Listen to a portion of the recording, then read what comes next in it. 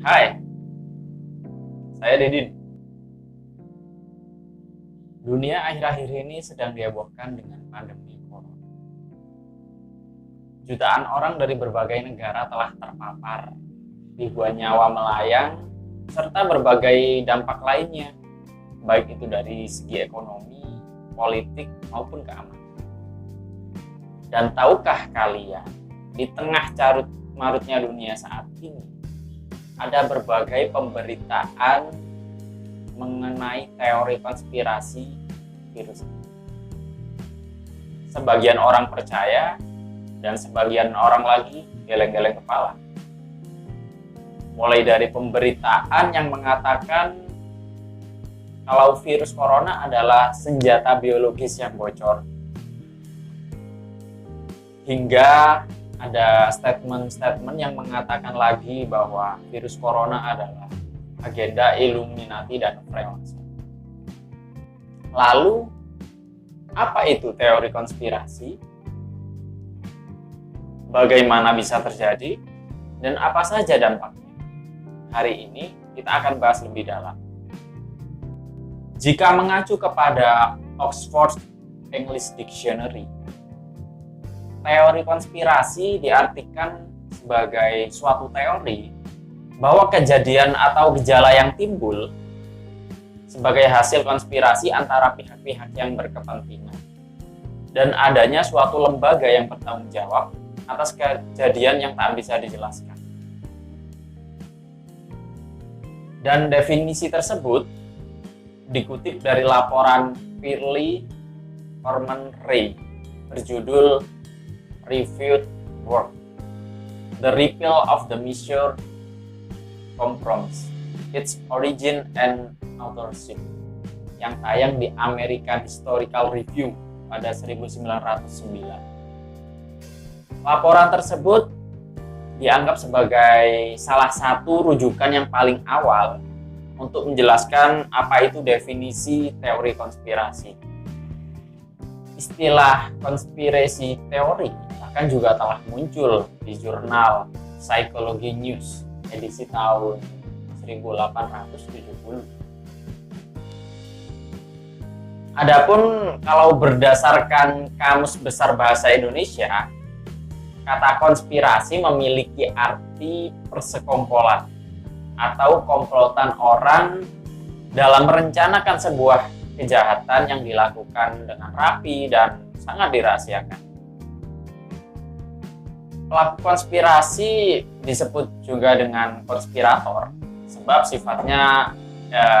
sifat pengerjaannya yang mulus dan rahasia.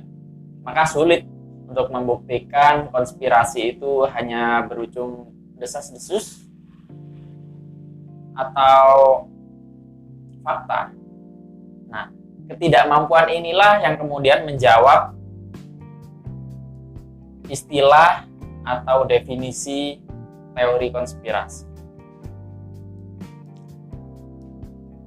Dalam hal lain, Joseph Uscinski, seorang profesor ilmu politik dari University of Miami, menyebutkan bahwa teori konspirasi itu merupakan alat bagi yang lemah untuk menyerang sekaligus bertahan melawan yang kuat. Dengan demikian, teori konspirasi dapat dianggap sebagai senjatanya orang-orang yang kalah.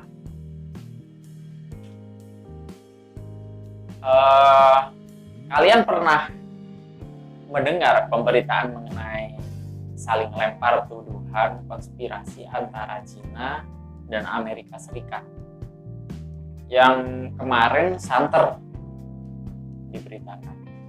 Nah, itu adalah salah satu contoh dari pengertian teori konspirasi yang saya jelaskan tadi. Zhao Lijian, juru bicara Kementerian Luar Negeri Cina, telah berulang kali mempromosikan gagasan tanpa bukti waktu itu bahwa COVID itu merupakan virus yang berasal dari Amerika Serikat. Pada 12 Maret, dia mengatakan dalam Twitternya sebuah artikel oleh situs web Global Research yang berjudul "Bukti lanjut telah ditemukan bahwa virus itu berasal dari Amerika Serikat." dan kemudian mendesak warganet untuk membaca dan membagikannya. Dalam akun Twitternya, dia mengatakan bahwa mungkin tentara AS yang membawa virus tersebut ke Wuhan. Hingga akhirnya kini artikel itu kemudian telah dihapus. Klaim oleh elemen pemerintahan dari media Cina inilah yang kemudian mendorong tanggapan dari Presiden AS, Donald Trump, yang menyebut COVID-19 sebagai virus Cina. Tak hanya itu, sekretarisnya juga, Mike Pompeo, juga menuntut agar Cina berhenti menyebarkan informasi yang disinformasi.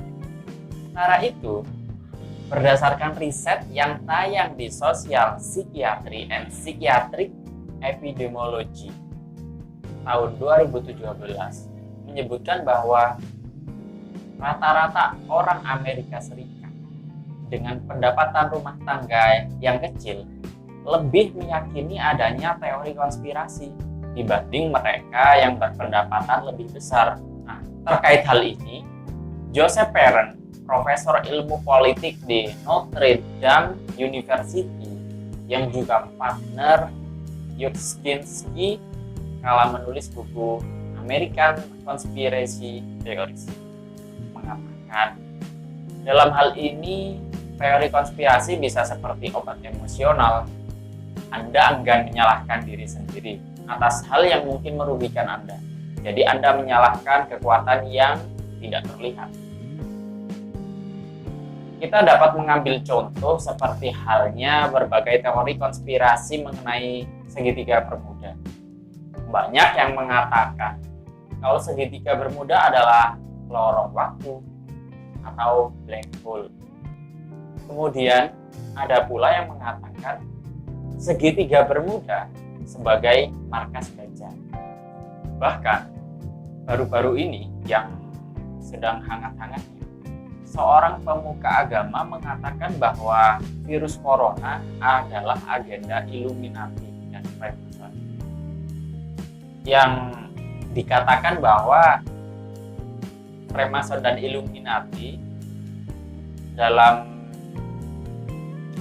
rencananya mengurangi jumlah populasi manusia di muka bumi. Pada akhirnya, bagi saya, terlepas dari benar atau tidaknya, teori-teori semacam ini sesungguhnya menurut saya tak memuat kebenaran yang mendesak. Dan konsekuensinya bisa fatal ketika banyak orang yang mempercayai. Apalagi ketika kita seseorang yang tak bisa menguasai dirinya sepenuhnya, kemudian kita mengalami stres, teori konspirasi akan lebih mudah masuk ke dalam diri kita dan ke akal kita. Akhir kata, saya Didin, sampai jumpa.